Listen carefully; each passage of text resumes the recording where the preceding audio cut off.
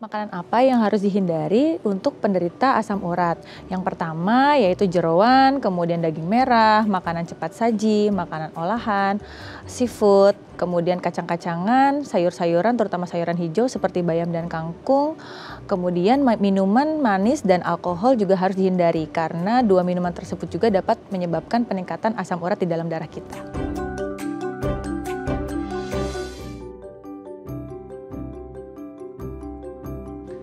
Halo pemirsa, apa kabar Anda hari ini? Senang sekali saya Raden Mathias dapat kembali menemani Anda dalam sebuah program talk show inspiratif. Ini dia Bincang Sehati.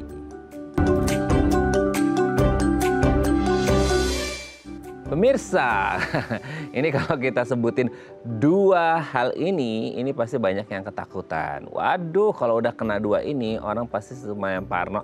Meskipun banyak yang ngerasain ya, alias kayak nggak ada gejala klinisnya, tiba-tiba kok jumlahnya tinggi banget. Ya, asam urat dan kolesterol. Aduh, saya kena asam urat nih, saya kena kolesterol nih. Tunggu dulu, semua manusia ternyata punya asam urat dan kolesterol. That's the fact ya. Tapi masalahnya adalah asam urat atau kolesterolnya tinggi nggak gitu ya. Apa penyebabnya bisa tinggi atau normal? Nah, gimana caranya supaya bisa menormalkan kembali? Makanya hari ini kita akan membahas apa sih penyebab utama kenapa asam urat sama kolesterol kita bisa tinggi. Apakah sekadar makan-makan enak? Nah, ini kan kadang-kadang jadi, bukan kadang-kadang sih, selalu menjadi blame-nya kita ya. Kenapa kita asam urat, kolesterol tinggi? Gara-gara quote and quote makan enak. Apakah hanya sekadar dari oral intake-nya kita, apa yang kita konsumsi, atau sebenarnya ada faktor-faktor lain mengapa asam urat dan kolesterol kita bisa tinggi. Nah, nanti akan kita kupas tuntas ya. Tapi sebelum bahas itu kita akan bahas terlebih dahulu beberapa mitos atau fakta seputar kolesterolnya dulu nih ya. Nah, untuk bahasnya telah hadir bersama kami di studio Bincang Sehati ada Dr. Felianti Badralani SPGK, dokter spesialis gizi klinik dari Primaya Hospital Depok. Assalamualaikum Dr. Feli, kumaha damang? Waalaikumsalam Mas Raden, alhamdulillah sehat Mas. Alhamdulillah sehat. Dok, hari ini kita akan membahas seputar asam urat dan kolesterol yang mungkin dicap oleh banyak orang jadi penyakit ya. Padahal faktanya mungkin kita tahu bahwa semua orang, semua manusia normalnya punya asam urat dan kolesterol. Tapi problemnya adalah tinggi atau enggak, itu kan masalahnya seperti itu. Kita bahas kolesterolnya dulu ya dok ya, mitos faktanya. Yang pertama adalah kolesterol tinggi itu hanya akan dialami oleh orang-orang lanjut usia dan orang-orang dengan jarum timbangan ke kanan alias obesitas atau overweight. Betul nggak sih kalau kolesterol itu hanya berlaku untuk dua kategori ini, lansia dan orang-orang dengan obesitas. So kalau kita nih yang anak-anak muda ya dok, kita kan masih 17 plus ya. Gitu ya. Sama yang mungkin tubuhnya proporsional, mereka sangat amat aman dari kolesterol atau gimana? Itu mitos sih, jadi waduh. Ya, itu mitos. Jadi tidak semua yang kolesterol tinggi itu adalah orang tua dan badannya yang timbangannya geser ke kanan itu ya. Jadi ada juga orang yang kurus tapi usia muda kurus namun kolesterol juga tinggi. Itu bisa terjadi. Oh, tapi kenapa selama ini kita selalu berpikir bahwa lansia, obesitas itu kayaknya rentan banget gitu dok? Ya mungkin faktor resikonya memang lebih meningkat dibandingkan orang-orang yang kurus yang tadi. Cuman tetap orang kurus dan muda pun bisa terkena kolesterol yang tinggi. Kolesterol tinggi. Tapi kalau bahas kayak dari range usia kayak lansia nih ya, mungkin pemirsa juga bertanya-tanya, dok lansia itu kenapa sih di-blame banyak hal gitu? Kayak segala macam jenis penyakit lah, kondisi kesehatan itu selalu masuk aja gitu ya, termasuk pun kolesterol gitu ya. Akan beda untuk mereka yang semisal makan A, orang-orang yang dewasa muda atau produktif dibandingkan dengan lansia karena wah ini kolesterolnya bisa langsung brrr gitu. Lansia emang seringkih itu karena proses agingnya atau gimana sih? Iya betul, karena pertama proses agingnya, kemudian metabolisme juga semakin melambat dan yang lain juga imunitas juga menurun, semua di tubuhnya tuh semuanya menurun. Jadi kalau diberikan makanan yang sama antara yang muda dan yang tua, pasti yang usia tua ini lebih cepat terjadi suatu penyakit gitu kalau tidak dijaga betul-betul makanannya. Itu tuh karena alami tubuhnya ya dok ya? Iya. Tapi ini berlaku untuk semua lansia kayak gitu nggak sih? Atau kayak nggak bisa apple to apple juga sih lansia umur 71 sama 70 yang lain mungkin karena investasi semasa mudanya berbeda maka akan hasilnya juga berbeda di masa tuanya. Itu juga bisa. Jadi mungkin secara umum lansia iya, tapi secara individu per lansia pun pasti akan ada perbedaan tergantung gaya hidup waktu masih mudanya yang seperti tadi Mas Raden bilang. Masih mudanya nunjuk ke saya lagi ya, iya, alhamdulillah. Sama obesitas dok, kalau obesitas itu kan mungkin dulu orang hanya sekadar visual aja ya, looknya aja. Tapi katanya sekarang udah masuk kategori penyakit ya. Betul. Nah berarti kayak orang-orang dengan obesitas ini memang sangat rentan dengan kolesterol. Iya, betul sekali, sangat rentan. Karena sekarang kan PNPK terbaru ya, yang panduan PNPK obesitas yang terbaru dari kementerian kan sudah keluar nih, bahwa obesitas sekarang sudah merupakan suatu penyakit kronis. Jadi pasti dong kalau misalkan timbunan lemak yang berlebihan di dalam tubuh pasti akan menyebabkan peningkatan produksi kolesterol di dalam tubuh juga. Nah, itu ya. Jadi kalau lansia itu kan sesuatu yang tidak bisa dihindari. Ya. Alhamdulillah kita dikasih umur panjang sama Tuhan gitu ya. Tapi kalau obesitas harusnya, kalau di luar ngomongin faktor genetik ya, itu harusnya sih bisa dimodifikasi alias diganti supaya nggak mengalami obesitas. Even if sekarang obesitas bisa lah ya sedikit diet untuk body goals ya. Iya. Oke dok, kita lanjut yang kedua ya. Ya. Kolesterol berkaitan dengan keperkasaan pria. Nah ini dok, saya tuh pernah nggak tahu ya. Saya ada orang ngomong sama saya juga kadang-kadang googling itu ketemu gitu ya. Nggak ngerti sih. Ini kayak pro dan kontra di masyarakat gitu. Once kita ngomongin kolesterol, semakin tinggi kolesterol seorang pria, semakin perkasa pula dia gitu. Gimana dok? Kalau kolesterol kan sebetulnya memang ada di dalam tubuh kita ya, dan salah satu fungsinya adalah membentuk hormon seperti estrogen dan testosteron yang ada di pria. Namun kan kalau jumlahnya meningkat di dalam darah itu kan akan memberikan atau menyebabkan plak di pembuluh darah. Plak ini kan lama-lama akan membuat sumbatan di pembuluh darah tersebut. Kalau yang tersumbat adalah ke organ vital pria, berarti otomatis akan terjadi gangguan ke organ vital pria tersebut. Misalkan ereksinya jadi terganggu seperti itu. Makanya ya ada kaitannya sih kalau kolesterol tinggi ke vitalitas pria juga pasti terganggu. Oh, oke. Ini berbeda nggak dok sama yang perempuan? Kalau perempuan kan nggak ada keperkasaan, dia keperkasaan berlaku pada laki-laki. Tapi kan ada hubungan sama estrogen hormon juga tadi. Iya betul, ada hormon estrogen lainnya juga. Bisa jadi nanti ada kaitannya dengan hormon reproduksi, misalkan menstruasi terganggu atau yang lain-lainnya. Jadi berkaitan dengan organ reproduksi pada perempuannya juga, bisa jadi seperti itu. Oh, jadi baik perempuan maupun laki-laki. Kalau mungkin laki-laki keperkasaannya, maskulinitasnya, tapi kalau perempuan ke reproduksinya ya. Hormonalnya gitu. Hormonalnya gitu ya. Jadi harusnya ya yang proporsional ya dok ya. Nggak kelebihan banget, nggak kekurangan banget juga. Karena sama-sama bisa berdampak gitu, yang sedang-sedang saja ya. Oke, kita lanjut yang ketiga ya dok ya. Kolesterol katanya bisa menyebabkan pegel-pegel di badan gitu. Kayak kita ngerasa kayak lemas, nggak semangat kerja karena badan tuh kerasa pegel-pegel. Betul nggak sih ada hubungan antara pegel-pegel di badan sama kolesterol seseorang? Sebetulnya itu mitos ya, karena biasanya kolesterol itu silent killer, jadi nggak ada gejala sama sekali tuh biasanya. Kalau misalkan terjadi pegel-pegel bisa jadi bukan karena kolesterol, bisa jadi karena yang tadi bisa asam urat atau kekakuan otot atau misalkan salah posisi tidur, itu juga bisa terjadi itu. Jadi kalau dikatakan kolesterol bikin pegel-pegel itu mitos sih, karena biasanya tidak bergejala. Oh, tidak bergejala. Apakah ini ada kaitan sama gini dok? Kalau orang kayak makan, kan selama ini orang dikaitkan dengan kolesterol itu makan enak ya mungkin mungkin gitu ya, dengan makan enak gitu ya. Sehingga ketika makan enak orang tuh apa ya kayak makannya tuh jadi banyak gitu ya. Nah otomatis kan kalau kita dulu belajar gitu ya, kita ini maksudnya pemirsa ya bukan dokter ya. Kalau dokter mesti belajar ya. Kita belajar IPA, ketika kita habis makan itu kan kita kerasa badannya lemes ya, karena mungkin ada proses pembakaran dalam tubuh kita, ada energi yang keluar juga untuk proses pembakaran. Nah dengan makan enak dan banyak otomatis kan tubuh akan bekerja lebih dong untuk pembakaran, jadi badan kerasa lemes. Betul nggak sih seperti itu? Justru kalau lemes itu kan karena energinya terfokus ke saluran cerna mungkin ya. Jadi bukan lemes sih Mas, kalau makan banyak kan kita lebih ke arah ngantuk nggak sih, bukan lemes ya. Jadi karena energi yang dipakai fokus ke saluran cerna otomatis kan ke otaknya juga sedikit berkurang, makanya timbul kayak ngantuk, pengennya juga tidur kalau makannya terlalu banyak. Nah itu ya, mungkin yang dirasa itu sebenarnya ngantuk gitu ya. Karena itu kan badannya juga jadi lemes ya, tapi bukan lemes pegel-pegel ya. Bukan. Tapi lemes karena mungkin proses pembakaran energinya fokus ke pencernaan sehingga kita kerasanya ngantuk, pengen tidur. Tapi yang dirasa mungkin karena orang suka self diagnose jadi kayak aduh pegel-pegel dok, padahal bilang ngantuk. Kebanyakan makan ya. Oke dok, kita lanjut yang keempat ya. Santan mengandung kolesterol yang tinggi. Waduh. Indonesia itu makanan salah satu sayur favoritnya kan yang bersantan ya dok ya. Lodeh gitu ya, terus kemudian dan lain-lain sebagainya, banyak lah gitu ya. Itu kan jadi makanan favoritnya kita semua gitu. Dan bahkan snacking pun banyak yang ada bersantan-santan gitu ya. Nah santan ini kan selalu di-blame, wah ini kolesterolnya tinggi banget, betul nggak sih? Sebetulnya itu mitos ya, karena santan itu kan asalnya dari tumbuhan, sedangkan kolesterol biasanya berasal dari makanan yang hewani. Namun si santan ini nih tinggi lemak jenuh. Nah lemak jenuh inilah yang memicu produksi kolesterol yang tinggi di hati, sehingga secara tidak langsung si santan ini menyebabkan kolesterol kita jadi meningkat. Maksudnya ada perbedaan nggak sih dok ketika si santan ini dalam hal pengolahannya? Ya.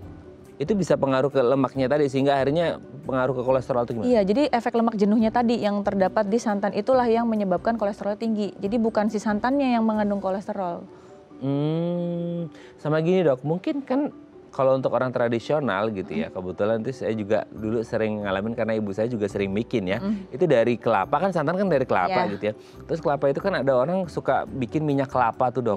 Dari kelapanya dimasak terus nanti ada ya ampasnya itu jadi ada airnya dan itu jadi minyaknya gitu. Nah untuk minyak kelapa sendiri gimana? Kalau minyak kelapanya sendiri sih tuh baik ya karena dia MCT kan, dia baik banget, bisa dipakai. Jadi dia bukan lemak jenuh. Jadi dia sangat bermanfaat baik kesehatan jantung juga dia baik. Tapi kalau yang diolahnya, karena kan kalau yang murni minyak kelapa itu baik. Tapi kalau minyak kelapa itu yang digunakannya berulang-ulang, ya tetap akan menimbulkan lemak yang jenuh sehingga efeknya juga tidak baik. Oke. Tapi kalau kayak pemakaian, sekarang kita pengolahan atau pemakaian dari si santan itu sendiri. Misalkan kita banyak ya dok ya, apalagi pas lebaran lah gitu ya. Dan lain sebagainya itu kan bersantan-santan. Dan sebenarnya minyak atau apa sih, kayak intisari dari si santan ini sendiri, dia lemaknya itu kelihatan nggak sih? Sehingga kayak kalau orang masak lodeh dan lain sebagainya kan kayak ada bintik-bintik kayak minyak. Sebenarnya itu kan bukan dari santannya, ada maksudnya kayak dari bumbu-bumbu yang ada dari minyaknya atau gimana sih? Memang itu dari kelapanya kan, memang bentuknya kan begitu kan, warnanya putih gitu. Oke. Dan itu bisa kayak kelihatan bahwa ini berlemak banget sehingga akhirnya bisa menuju ke kolesterol tinggi gitu nggak sih dok? Ya itu yang tadi efek lemak jenuh yang tinggi di santan itu mas yang menyebabkan kolesterol menjadi tinggi itu. Oke. Jadi harus berhati-hati ya gitu. Kalau kita suka sama santan-santanan gitu ya, itu juga porsinya jangan berlebihan juga ya. Segala sesuatu yang berlebih memang nggak bagus ya dok. Oke, kita lanjut yang terakhir dok. Aduh ini kayaknya semoga mitos ya. Karena ini makanan utama primernya Indonesia selain nasi ya, itu adalah gorengan. Gitu ya. Gorengan ini kan jadi satu makanan favorit semua orang di Indonesia gitu ya. Bahkan mungkin ada yang pagi, siang, sore, malam itu pada makan gorengan. Gorengan itu berbahaya, betul nggak dok? Betul dong, fakta ternyata. Kenapa sih dok? Kenapa ya teteh fakta dok, kenapa?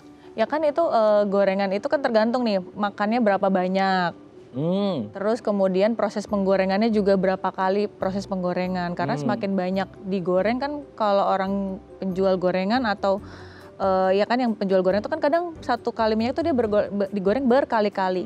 Nah itu kan terjadi proses oksidasi dari minyak tersebut yang akan menyebabkan timbulnya radikal bebas. Ya kalau kita makan berarti kan dia akan merusak pembuluh darah yang di dalam tubuh kita. Jadi kalau kita udah rusak pembuluh darah, kalau ada lemak-lemak lain yang kita makan akan nempel-nempel kan menjadi plak-plak di dalam pembuluh darah itu. Makanya itu sangat berbahaya kalau kita terlalu banyak makan gorengannya. Itu bisa diidentifikasi kayak ini aja kayak detektif ya. Ibarat kata kayak kita lihat nih, antara mungkin kita mau ngebandingin nih dok, kayak di rumah kita goreng sesuatu gitu ya, entah bakwan atau tahu dan lain sebagainya, tempe. Sama yang di luar kayak, oh ini dok, ini udah keruh banget, udah hitam. Kalau di rumah masih agak bening, masih aman. Itu bisa jadi standar nggak sih bahwa dari kekeruhan si warna minyak itu juga pengaruh atau gimana? Ya itu juga bisa sih kekeruhan, bisa juga sebagai tanda kan makin keruh juga pasti pasti udah berkali-kali tuh pasti udah tidak baik banget tuh lemak jenuhnya tinggi.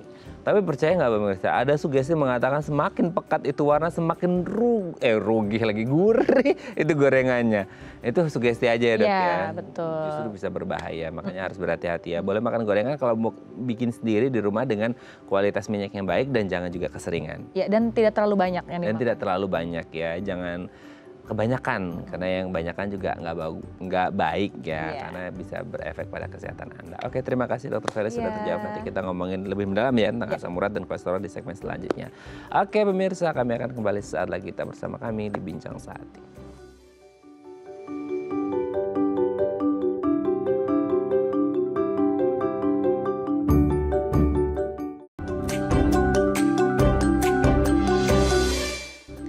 Baik, Anda masih bersama kami di Bincang Sate dan kita masih membahas sama kita hari ini seputar asam urat dan kolesterol yang tinggi.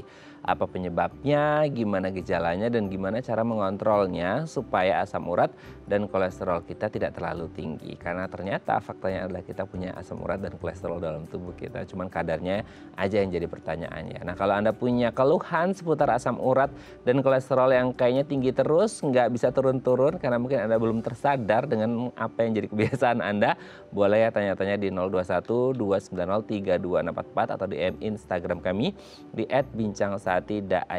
Kita masih bersama dengan Dr. Felianti Badralani SPGK, dokter spesialis gizi klinik dari Primaya Hospital Depok. Oke dok, asam urat, kita mulai dari asam urat dulu ya. Karena kalau asam urat dan kolesterol kayaknya bestie ya.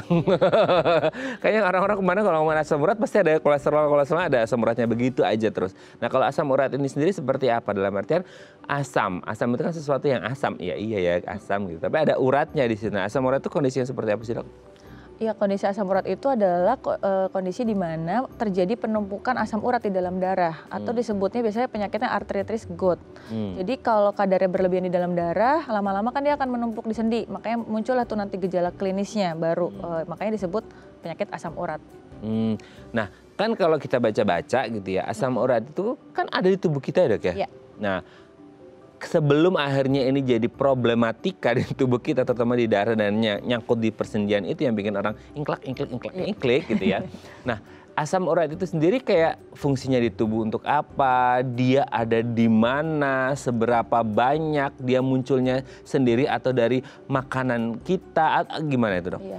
Sebetulnya kan asam urat itu kan berasal dari purin. Purin itu salah satu materi genetika yang merupakan suatu protein. Jadi memang dia ada makanya kata Mas Raden tadi bilang ada di dalam tubuh kita, memang betul. Karena kan materi DNA. Nah, kenapa dia bisa bikin jadi tambah banyak? Berarti kan produksinya berlimpah dong. Dari mana? Ya berarti dari ada asupan makanan yang berlebihan yang mengandung tinggi purin yang kita makan. Makanya jadinya asam uratnya tinggi di dalam darah.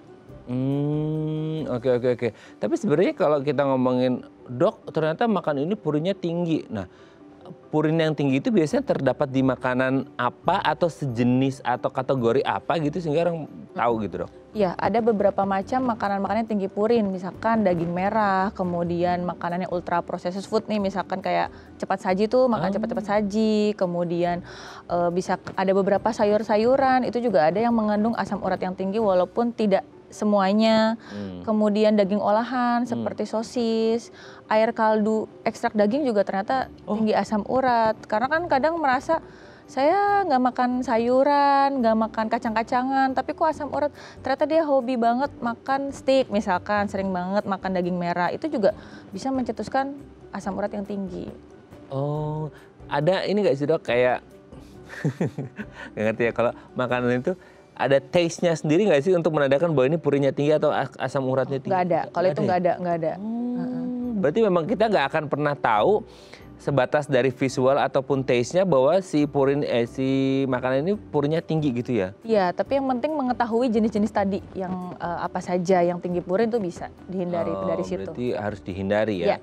Itu tuh berlaku untuk mereka yang sudah punya riwayat asam urat atau yang belum jangan belum ya kalau belum makan yang nggak punya riwayat asam urat pun bisa gara-gara konsumsi makanan-makanan itu. Bisa juga, jadi lebih diutamakan yang sudah terdiagnosis misalkan yaitu otomatis sudah wajib harus dihindari. Tapi kalau misalkan yang belum ya tetap harus berjaga-jaga. Intinya kan tidak boleh berlebihan kan. Siapa tahu dia memiliki faktor genetik yang kecenderungan tinggi asam urat juga bisa terjadi kayak gitu. Oh, faktor genetik dalam artian kan mungkin berarti ada beberapa faktor risiko dong. Kenapa orang bisa asam uratnya tinggi gitu ya? Bisa juga. Kalau faktor genetik kan kayaknya sesuatu yang nggak bisa diubah ya pemirsa saya kayak ya udah gitu, you're born that way gitu. Jadi gimana? Ya ada faktor resikonya juga, misalkan contoh laki-laki, kalau laki-laki usia 40 ke atas itu beresiko tinggi terjadi. Masih lama 20 tahun lagi. Terjadi asam urat yang tinggi, kemudian yang tadi berat badan yang berlebihan tuh obesitas itu juga sama resiko tinggi terjadi hiperuremia. Terus yang makan pola makan tidak baik tuh konsumsi makanan yang berlebihan seperti itu juga sama resiko terjadinya peningkatan asam urat. Sama satu lagi, pada pasien gagal ginjal pun atau penurunan fungsi ginjal misalkan, itu juga sama beresiko terjadi peningkatan asam urat. Oh, dok ini kebetulan banget ya, ini coincidence banget dokter menyebutkan salah satu faktor risikonya itu di laki-laki, dan kebetulan tuh saya lihat ada beberapa teman yang juga asam uratnya lumayan tinggi gitu ya. Iya. Kenapa sih dok dengan laki-laki? Iya, dari jurnal seperti itu ya, karena kan memang dari laki-laki itu resikonya memang tinggi di atas 40 tahun, sedangkan kalau perempuan dia beda, hanya di usia setelah menopause dia baru beresiko tinggi, kecenderungan ke arah asam urat yang tinggi itu. Karena dia diproteksi oleh si estrogen. Ya mungkin saja bisa.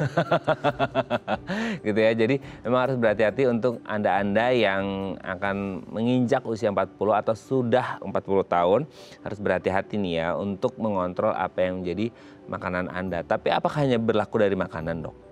Dari makanan iya, kemudian dari obesitas, tadi saya sudah sebutkan juga, obesitas juga sama, kecenderungan terjadinya peningkatan asam urat. Nah itu dia ya, pokoknya banyak banget ya. Jadi mungkin pria dengan makan makanan tertentu, dengan obesitas, dan mungkin genetik. Kalau genetik sih agak susah ya dok ya, karena sudah seperti itu. Jadi ibarat kata kalau orang genetik ya udah tahu dia punya bibit gitu ya. Makanya harus dihindari, jangan sampai mengonsumsi makanan-makanan, apalagi sampai udah genetik, obesitas, makan nggak dijaga. Ya. Itu double kill ya dok ya. Jadi harus dijaga. Oke dok, nanti kita lanjut lagi ya di segmen selanjutnya ya. Oke pemirsa, kami akan kembali saat lagi tetap bersama kami di Bincang Sehati.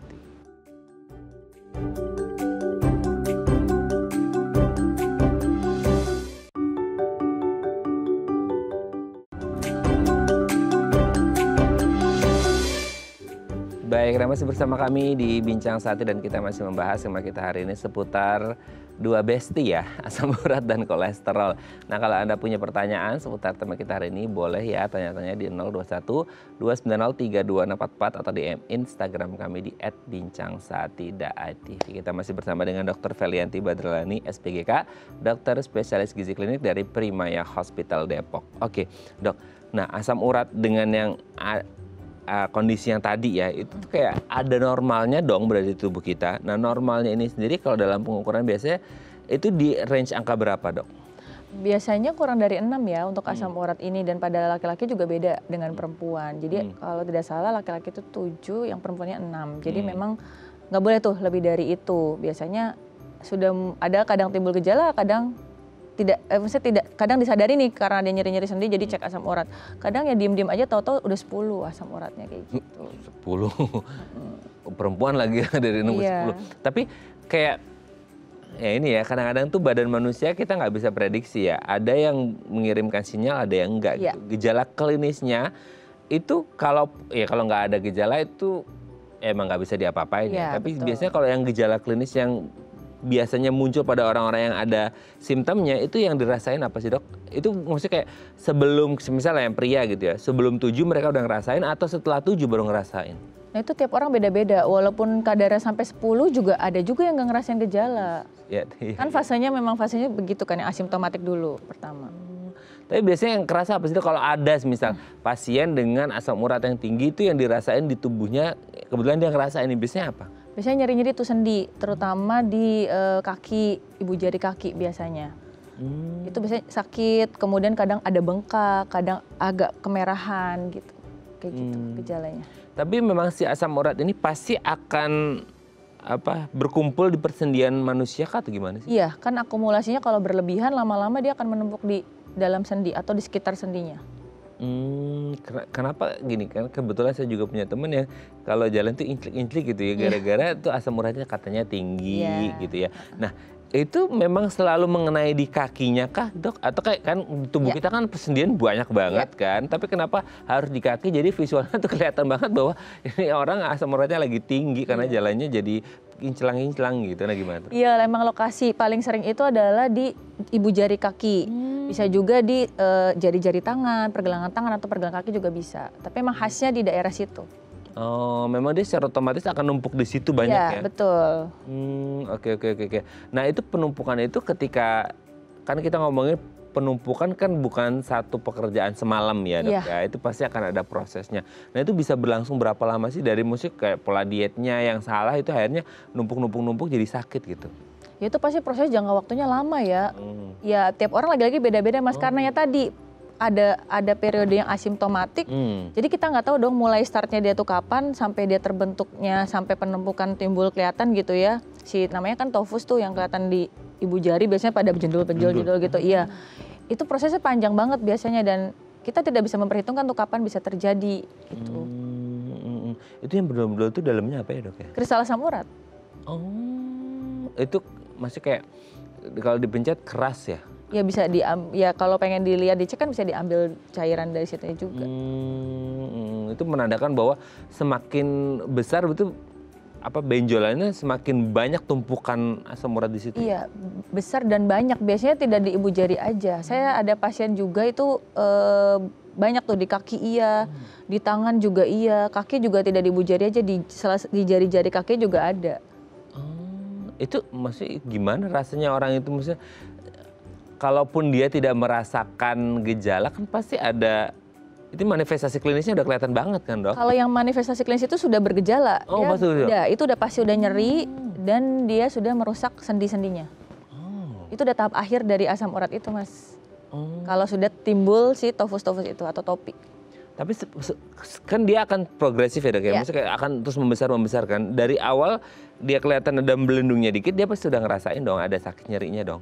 Pasti dong, kan itu udah kronis. Sebelum itu pun tanpa ada jendolan-jendolan, ada juga yang sudah mulai bergejala. Jadi dia sudah masuk ke fase akut. Kalau fase yang awal kan asimptomatis nih, kadarnya tinggi, tapi dia nggak merasakan apapun nih. Pas dicek lab tinggi. Tapi habis itu ada periode fase yang akut tadi yang aku bilang. Jadi dia udah mulai timbul tuh nyeri-nyeri hebat, bengkak-bengkak, atau misalnya ada kemerahan gitu. Itu mulai yang bergejala.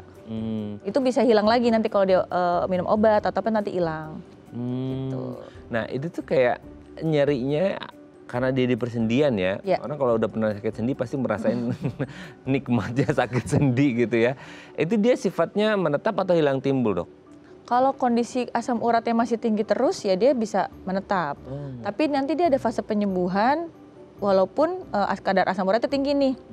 Yaitu yang disebut fase yang antara fase akut itu. Nanti lama-kelamaan kan merasa tidak ada gejala walaupun kadar asam uratnya tinggi, tiba-tiba muncul tadi itu yang fase yang terakhir yang kronis. Yang udah muncul topi-topi di dalam sendi-sendinya. Oh, oke.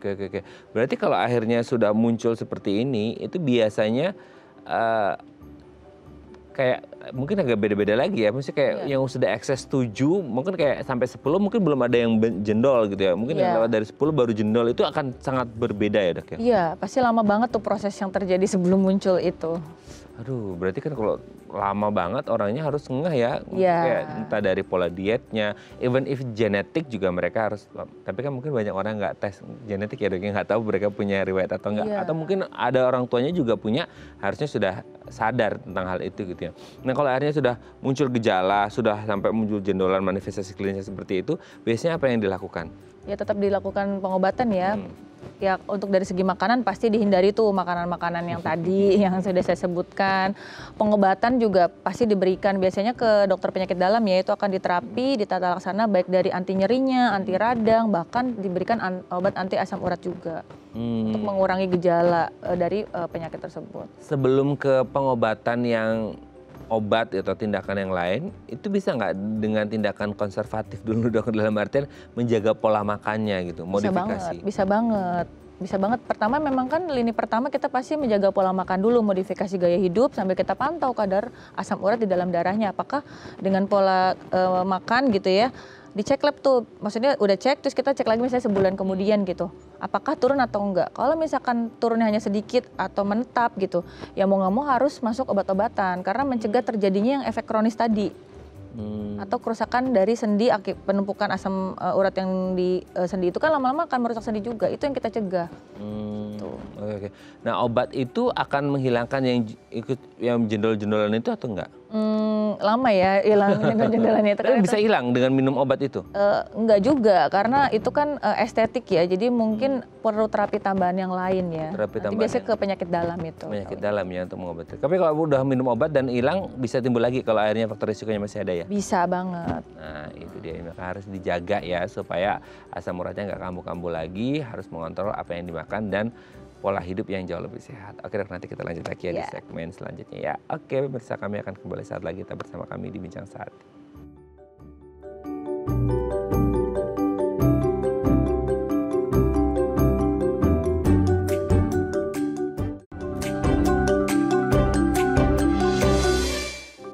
Baik, Anda masih bersama kami di Bincang Sate dan kita masih membahas tema kita hari ini seputar asam urat dan kolesterol. Kalau Anda punya pertanyaan seputar tema kita hari ini, boleh ya tanya-tanya di 021 290 3244 atau DM Instagram kami di @bincangsateDietTV. Kita masih bersama dengan Dr. Felianti Badralani SPGK, dokter spesialis gizi klinik dari Primaya Hospital Depok. Oke dok, tadi kita udah bahas asam urat. Nah sekarang kita bahas kolesterolnya gitu ya. Tapi sebelum bahas asam urat dan kolesterol, itu kenapa selalu dikaitkan sih dok? Dua ini dok, kayaknya orang ngomong asam urat dan kolesterol. Emang ada hubungan dok? Ya mereka temenan kan, karena sama-sama penyakit metabolik juga. Oh oke, makanya orang agak takut sama asam urat dan kolesterol yang tinggi gitu ya. Karena memang ini saling berkaitan di metabolisme tubuh kita gitu ya. Akan jadi masalah, oh yang ngomong metabolisme, makanya tadi ada salah satu mitos fakta seputar lansia. Karena lansia getting older kan berarti sistem metabolismenya juga lumayan terganggu ya gitu ya. Meskipun tidak jadi patokan bahwa semua lansia akan seperti itu. Oke, kalau kolesterol. Nah kolesterol ini juga sama gitu sama asam urat, bahwa di tubuh kita juga ada kolesterol gitu ya. Nah, fungsi kolesterol dalam tubuh kita ini sebenarnya buat apa sih, dok?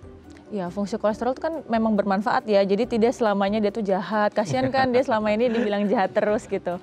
Padahal dia tuh ada manfaatnya. Yang pertama dia memang melapisi membran sel kita. Jadi seluruh tubuh kita pasti ada kolesterolnya karena membran sel kita dindingnya ada kolesterol. Yang kedua dia tadi sudah sebutkan di awal, dia salah satu bahan untuk pembuatan hormon terutama estrogen, progesteron dan testosteron. Itu juga. Jadi memang sangat diperlukan nih kolesterol di dalam tubuh kita. Dia juga sebagai membantu metabolisme vitamin D, kemudian membentuk asam empedu juga. Jadi ya sangat bermanfaat nih kolesterol. Namun jumlahnya ingat dalam batas yang sewajarnya, tidak terlalu tinggi. Batas wajarnya berapa nanti kita jawab setelah kita angkat telepon terlebih dahulu boleh. ya. Halo, selamat pagi. Dengan siapa di mana ini?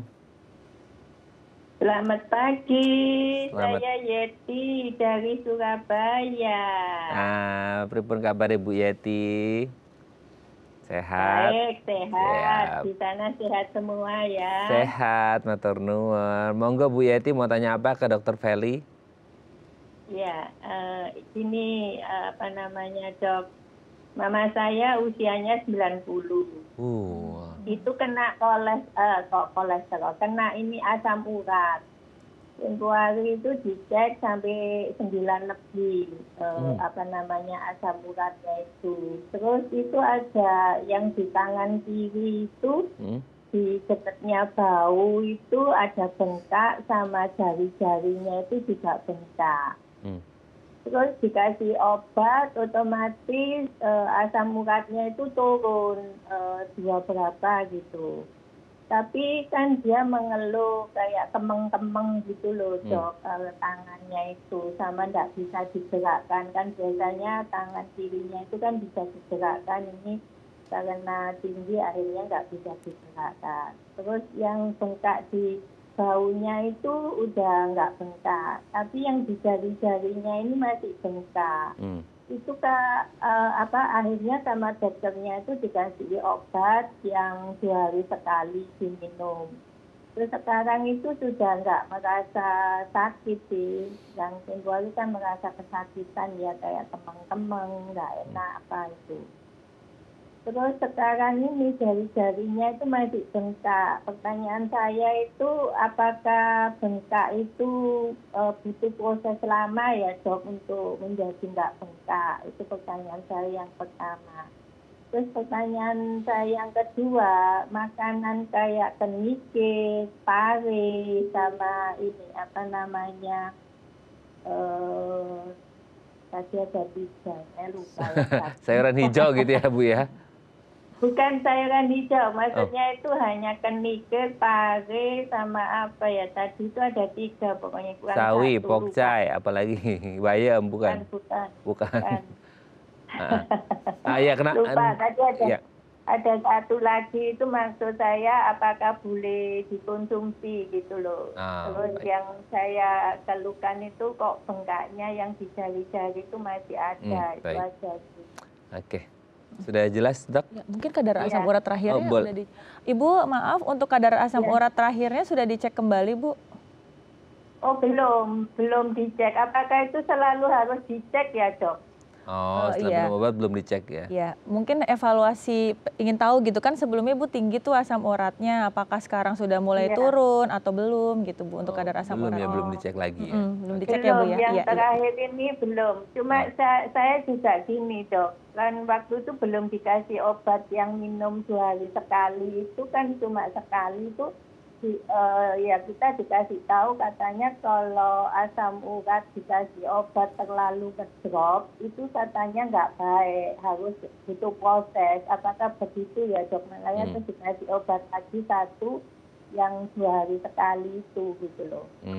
Oke, sudah jelas Dok? Sudah ya. Oke, matur nuwun Bu Yeti yang dari Surabaya, kita akan coba jawab ya dan semoga mamanya sehat terus. Hebat lu 90 tahun. Keren ya, matur nuwun Bu Yeti. Salam buat keluarga besar di Surabaya nggih. Oke, gimana nih Dok?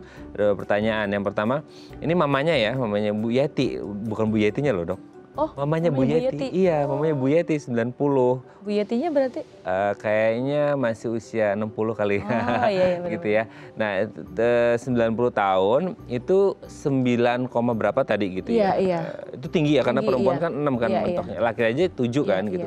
Nah ini karena kebetulan lansia juga kan, jadi kayak tadi sempat kita bahas juga asam urat ada urusannya sama usia atau enggak gitu. Nah di bahu itu ada bengkak sama di pergelangan kiri ya, susah gerak. Nah itu bengkaknya yang di bahu udah kelar, yang di jari ini, di jari gimana tuh? Ya memang perlu proses ya, kan udah terjadi penumpukannya udah mulai nih gitu. Jadi ya wajar kalau misalkan perlahan-lahan, pelan-pelan. Jadi makanya tadi saya tanyakan kadar asam uratnya bagaimana, apakah sudah turun atau belum. Kalau misalkan belum kan kemungkinan memang karena masih tinggi jadi masih kaku-kaku jarinya. Ya nanti mungkin dievaluasi saja itunya dan memang prosesnya perlu agak lama ya Mas. Makanya obat-obatannya harus dikonsumsi secara rutin karena dia termasuk penyakit metabolik yang kronik juga kan. Karena pengobatannya cukup lama gitu. Itu sih.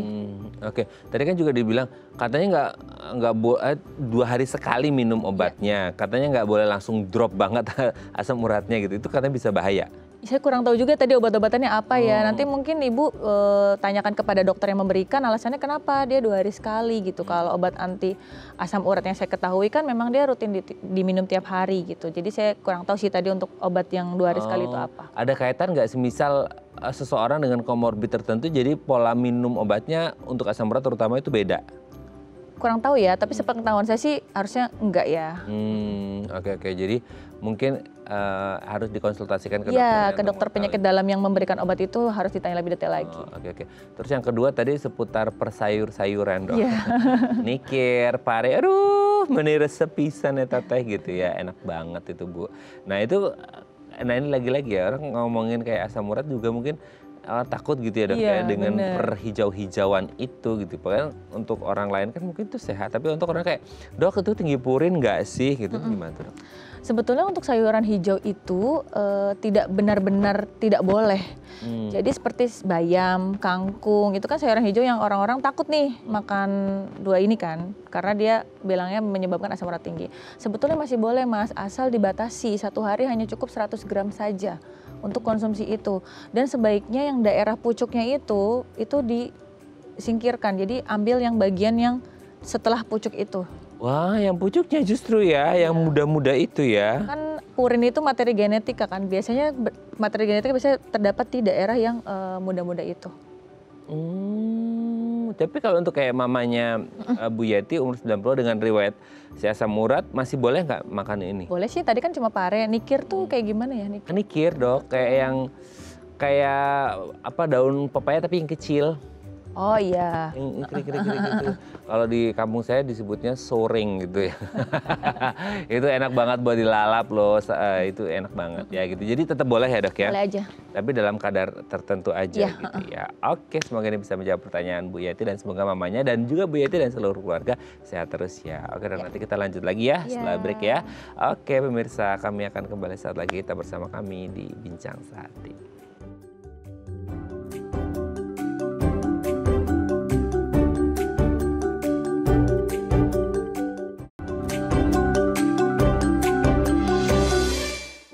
Baik, masih bersama kami di Bincang Santai dan kita masih membahas tema kita hari ini seputar asam urat dan kolesterol ya. Kita masih bersama dengan Dr. Felianti Badralani SPGK, dokter spesialis gizi klinik dari Primaya Hospital Depok. Oke dok, kolesterol. Nah ini kan berarti ada di tubuh kita sama halnya dengan asam urat tadi gitu ya. Kolesterol itu kan kalau tidak salah ada beberapa ya dok, kayak yang jahat lah, yang baik lah, kayak bawang merah dan bawang putih ya gitu ya.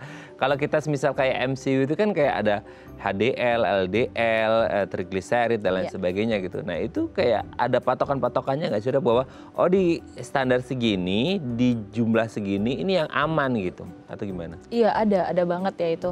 Kalau untuk kolesterol total itu biasanya harus kurang dari 200. Alhamdulillah, ya. Saya kemarin habis MC. Terus yang biasa dikatakan jatuh kan LDL, trigliserid sama kolesterol total kan. Kalau LDL berarti dia harus kurang dari maksimal 100. Jadi kalau lebih dari 100 dia udah tidak baik. Kemudian untuk yang trigliserid dia 150. Jadi kalau harus kurang dari sama dengan 150 kalau yang trigliserida.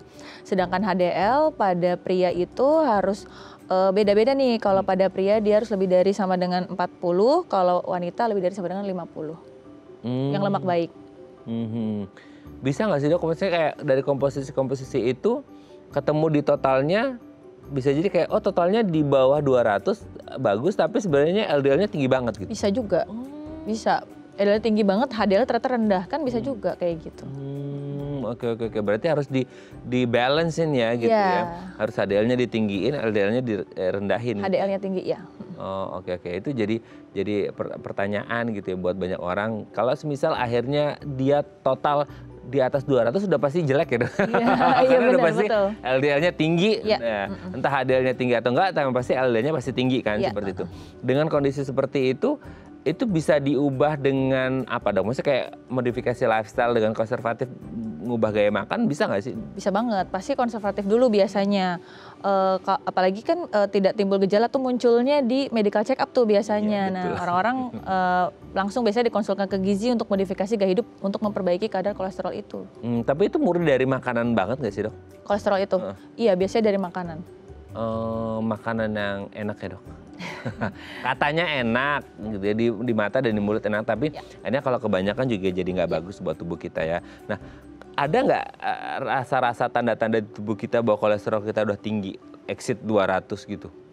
Ya itu pertama kadang tidak bergejala, sayangnya tuh itu. Tapi kadang ada juga yang misalkan nyeri di belakang kepala itu juga bisa salah satu tanda. Tapi itu juga tidak semua orang mengalami itu. Seringnya yang tidak ada gejala itu mas, ketahuannya pas MCU biasanya. Pas MCU ya. Kalau ibarat kita kayak oh kolesterol tinggi gitu ya, saya mau modifikasi lifestyle. Tapi kan it takes time ya dok ya, maksudnya orang ya ada ya orang sabaran gitu ya, ada yang nggak sabaran gitu ya. Itu kalau akhirnya oke, kayaknya saya mau imbangi itu dengan minum obat. Nah di titik mana sih dok bahwa oh di angka segini udah harus minum obat gitu? Sebetulnya yang melebihi angka tadi pun juga sudah boleh langsung obat, juga boleh diimbangi dengan modifikasi gaya hidup. Biasanya kombinasi juga langsung. Jadi di atas angka 200 sudah boleh minum obat ya? Kalau mungkin orang ini udah ngerasa bahwa dia kayaknya agak susah untuk memodifikasi lifestyle, meskipun harus dimodifikasi ya. Karena kan kadang-kadang gini, oke dok modifikasi, tapi kan modifikasi itu tidak semudah membuka telapak tangan ya, butuh waktu. Jadi mungkin sembari dia memodifikasi lifestyle, dia juga sambil minum obat. Gitu. Karena harus segera diturunkan kan kolesterolnya gitu. Oke. Ini ada telepon lagi tadi barusan, tambahan dari Bu Yeti, katanya satu lagi daun kelor dok, lupa. Oh yang Bu tadi Yeti, itu ya, yang tadi dia lupa tuh satu lagi. Daun kelor aman nggak? Nggak apa-apa sih. Aman Bu Yeti J. Jadi kenikir, pari dan daun kelor aman asal tidak kebanyakan. Tidak terlalu banyak ya, betul. Kan? Saya langsung dengarkan Bu Yeti, hebat kan? Ada tim yang nyampein. Sih ya. Oke. Nah jadi kalau kita udah kolesterol tinggi gitu ya, kita minum obat itu sampai di titik mana dok? Apakah seumur hidup atau gimana? Evaluasi lagi tetap 3 bulan, tetap evaluasi kadar kolesterolnya seberapa turunnya. Kalau masih tinggi tetap minum terus. Tapi kalau misal sudah rendah, tapi kan gini kan orang kolesterol itu kan up and down ya dok. Iya betul. Naik dan turun itu gimana? Jadi kayak kalau tinggi minum enggak minum atau gimana? Enggak, terus-terusan diminum. Biasanya di maintenance sampai 3 bulan, selama dia tetap normal terus itu biasanya sama dokter penyakit dalam sudah mulai dikurang-kurangin tuh obat kolesterolnya.